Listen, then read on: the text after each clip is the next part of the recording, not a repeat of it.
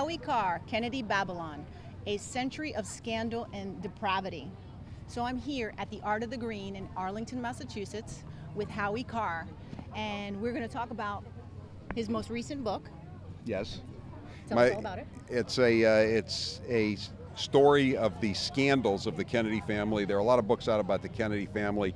What I did was I took it's called Volume 1. So I started the story of all the Kennedy family scandals, because there are always new ones.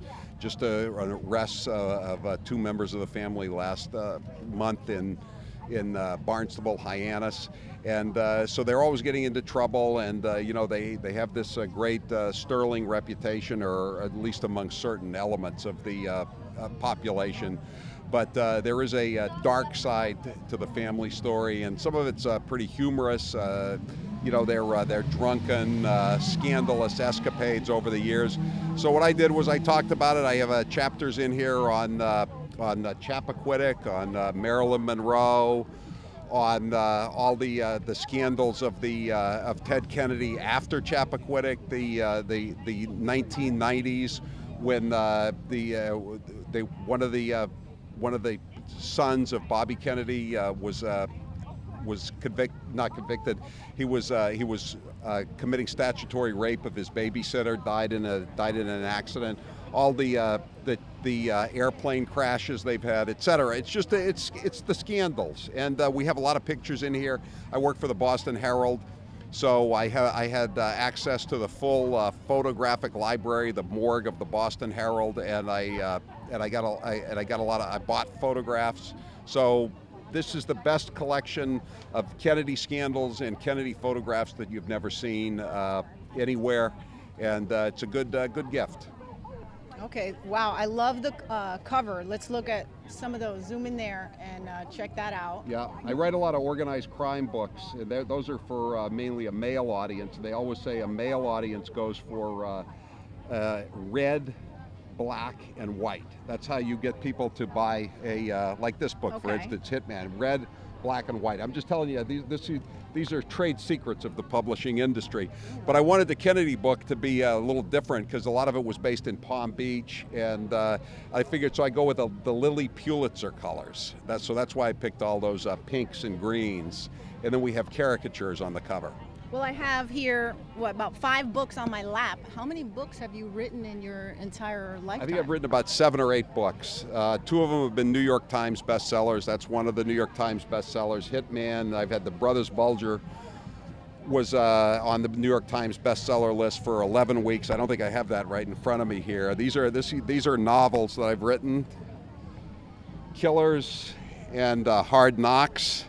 And here's Plug Uglies. This is a book about, this is like a coffee table book about organized crime in Boston. All these mugshots. I've been reporting on organized crime for 30 years. Whitey Bulger put out a contract on me, so here's some of the pictures I had. And again, here's my best-selling book of all time.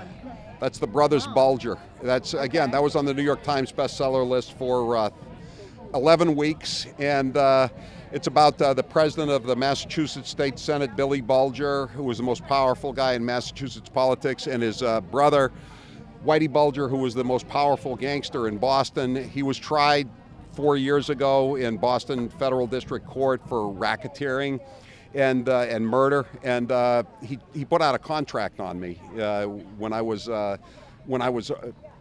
writing about him, and he was still free. And when he was captured, he listed me as a witness in the trial to keep me out of the courtroom. So I was supposed to be a defense witness. You've probably never spoken to a defense witness for Whitey Bulger. You probably won't again either. Oh, wow. But I am a Whitey Bulger defense witness. Although I was never called, he was just trying to keep me out of the courtroom. He didn't really want me to testify about him. Wow, thank you so much. Oh, and one last question. So is this your first year here at this event? No. Or you come every year? I come most years, yes. Oh, okay, great. Yes, I used to live in Cambridge. I used to live in Somerville, so I'm kind of an erstwhile neighbor.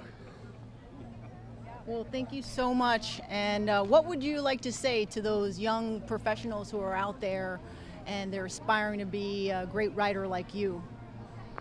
Well, it's getting harder and harder to be an author and a publisher, and it's best to have your own platform. So before you start writing books, it's good to have your own radio show for 4 hours every day, and a slot on a cable TV channel, even if it's a minor cable TV channel, or not minor, but lesser known, like Newsmax. It's nice if you have a platform. It's still easy to sell books.